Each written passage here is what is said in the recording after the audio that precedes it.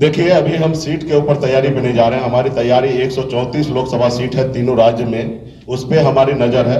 जो हमसे दोस्ती करेंगे वो 60 लोकसभा सीट जीतेंगे, जो हमसे दुश्मनी करेंगे वो 60 लोकसभा सीट हारेंगे। मुकेश सहनी को एमएलसी नहीं मिला, उसके बदले में उनको एमएलसी बनाया गया। उसके बाद मुकेश सहनी को रोकने के लिए मैंने 25 तारीख को ही हमने कह दिया था कि हमें लोग धमकी दे रहे हैं कि आप बात मान लीजिए, नहीं तो विधान परिषद में आपको सामने नेता खड़ा कर। आप सबको जैसे जानकारी है कि 25 जुलाई 2023 को वीरांगना फूलन देवी जी के शहादत दिवस के अवसर पर हम लोगों ने एक निषाद आरक्षण संकल्प यात्रा हमने निकाला, जो तीनों राज्य में यूपी, बिहार, झारखंड तीनों राज्य में जाएंगे और 80 जिला हम लोग कवर करेंगे। 101 दिन का ये यात्रा है और 4 चरण में हमने इसको बांटा है और एक चरण कल ही समाप्त हुआ है हमारे समस्तीपुर जिला में और दूसरा चरण में हम कल से मधुबनी से जाएंगे और समाज का भरपूर सहयोग प्राप्त हो रहा है। पूरे यूपी, बिहार, झारखंड में जहाँ पे भी कार्यक्रम हो रहा है, लाखों की संख्या में युवा जुट रहे हैं और पहले जैसा लोग अभी नहीं रहे।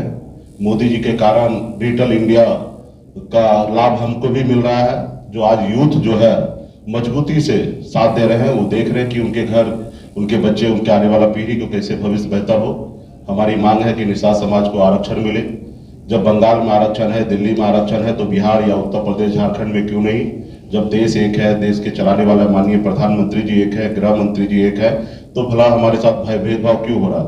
तो इसके लिए हम लोग निरंतर लगातार सभी जिला में घूम रहे हैं और हजारों लाखों की संख्या में लोग हाथ में गंगा जल लेकर संकल्प कर रहे हैं कि हम एक रोटी कम खाएंगे लेकिन अपने बच्चे को पढ़ा लिखा के काबिल बनाएंगे।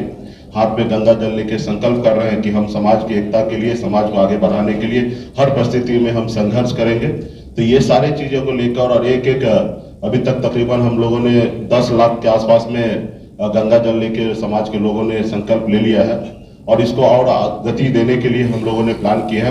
पार्ट 2 में हमने इसका निर्णय रखा है कि कम से कम 1.5 करोड़ निषाद को संकल्प कराया जाए और 28 तारीख को ही पटना से ही हमारे सैकड़ों गाड़ी रेडी हो रहा है और सभी को प्रभार दिया जा रहा है कि प्रखंड स्तर पे टीम बना के एक एक गांव में जाके कोई ऐसा गांव ना रह जाए कि वह छूट जाए समाज के लोग संकल्पित होने से। तो इसके लिए भी हमारा पार्ट 2 भी हम लोग अभी 28 तारीख को पटना से रवाना करेंगे। उसके आगे भी धीरे धीरे कार्यक्रम बढ़ते रहेगा और बहुत ही भरपूर सहयोग मिल रहा है और खास करके आप लोग भी जितने भी नेशनल चैनल, तो निश्चित तौर पर उतना सपोर्ट नहीं मिल रहा है लेकिन जितना मिलना चाहिए, लेकिन उनका भी सपोर्ट मिल रहा है और खास करके जितने भी हमारे यूट्यूब चैनल है या बिहार के रीजनल चैनल है, सबका भरपूर सहयोग मिल रहा है और गांव-गांव तक, एक एक लोगों तक हमारी बात को पहुंच रहा है, आवाज पहुंच रहा है। इसके लिए आप सभी को धन्यवाद दे रहा हूं। देखिए, आज देश और दुनिया सबको पता है और आपको भी पता है, मुकेश सहनी को एमएलसी नहीं मिला, उसके बदले में उनको एमएलसी बनाया गया। उसके बाद मुकेश सहनी को रोकने के लिए मैंने 25 तारीख को ही हमने कह दिया था कि हमें लोग धमकी दे रहे हैं कि आप बात मान लीजिए, नहीं तो विधान परिषद में आपको सामने नेता खड़ा कर देंगे।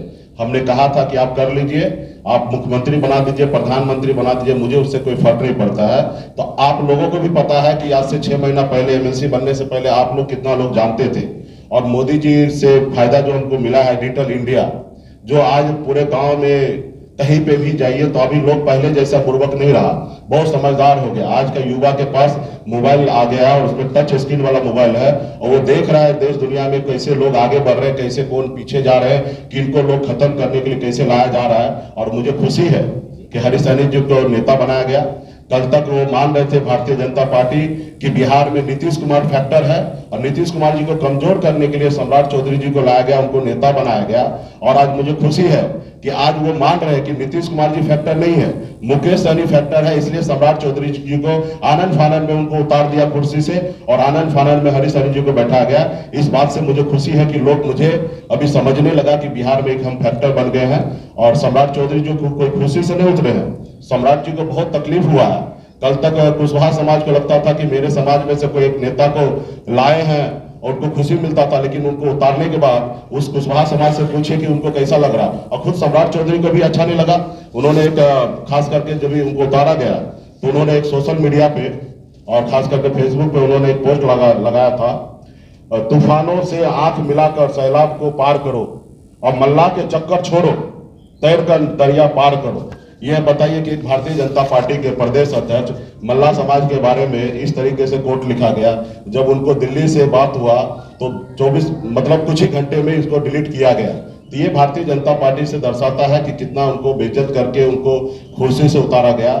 खास करके मैं बताऊंगा कि मल्ला शब्द जो है, कभी भगवान श्री राम जी भी मल्ला के बगैर पार नहीं हुए थे।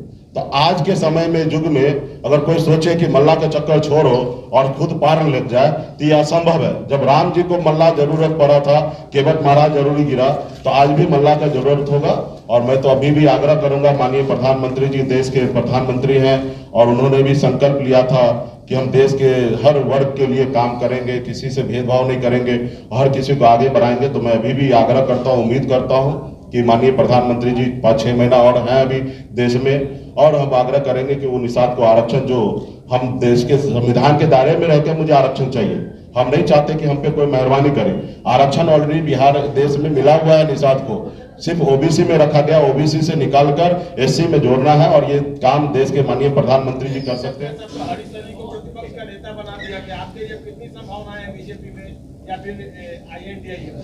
देखिए, मैं संभावना ढूंढ नहीं रहा, हम अपने हक अधिकार के लिए लड़ाई लड़ रहे हैं, हम संभावना ढूंढ नहीं रहे। हमारा संभावना बहुत अच्छा बॉम्बे में था। बॉम्बे की जिंदगी, ऐशो आराम की जिंदगी को छोड़कर और गांव में बिहार में आए हैं तो अपने लोगों को हक अधिकार दिलाने के लिए। और हरीश सहनी जी जो हमारे समाज का ही बेटा है, बड़े हैं, बड़ा भाई समान है, उनको भारतीय जनता पार्टी की तरफ से नेता बनाया, उसके लिए बधाई है उनको। और वो उनको जो दायित्व मिला है वो काम करें। हमारा भी लक्ष्य है कि यूपी, बिहार, झारखंड में 5 करोड़ निषाद है, जिसमें भारतीय जनता पार्टी ने 1 लोगों को सम्मान दिया है। 4,99,99,999 लोगों को अभी भी वंचित है।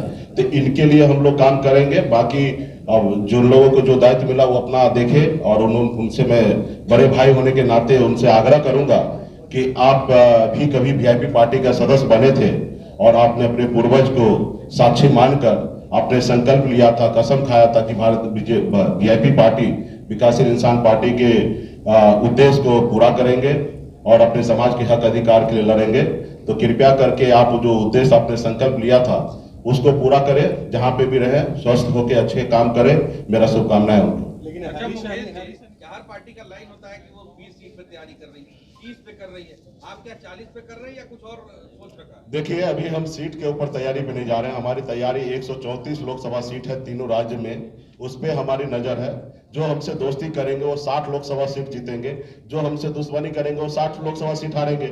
और जब हमसे 60 का फायदा होगा तो निश्चित तौर पे हम भी चाहेंगे हिस्सेदारी अच्छा हो, क्योंकि जब पॉलिटिकल पार्टी है तो जब चुनाव लड़ने के लिए जाएंगे तो हम चाहेंगे कि जिधर हम जाएं 60 सीट का अगर फायदा दे रहे तो उसके अनुरूप हमें फायदा पॉलिटिकल पार्टी के नाते हमें सीट मिले। फिलहाल तो हम सीट के लिए लड़ाई नहीं लड़ रहे हैं। अगर भारतीय जनता पार्टी, हमारे देश के प्रधानमंत्री जी निषाद को आरक्षण लागू कर दे तो हमें एक भी सीट नहीं देंगे तो भी मंजूर रहेगा। हम बेगर कंडीशन भारतीय जनता पार्टी को और देश के प्रधानमंत्री जी को समर्थन देंगे और उनको मदद करेंगे। और कुछ मुकेश जी, जो प्रेशर पॉलिटिक्स आप कर रहे थे, लग रहा है कि दाव उल्टा पड़ गया? बिल्कुल ही नहीं। आपको इतना सारा चीज में आपको समझ में आना चाहिए, कोई उल्टा नहीं पड़ा। मुझे खुशी है कि मुझे लगता है कि हम बहुत सही रास्ते पे और आगे बढ़ रहे हैं। बहुत बहुत धन्यवाद आप सभी को। तो मुकेश जी, इसका मतलब है कि आपने तय कर लिया कि अब आप एनडीए के साथ जाएंगे?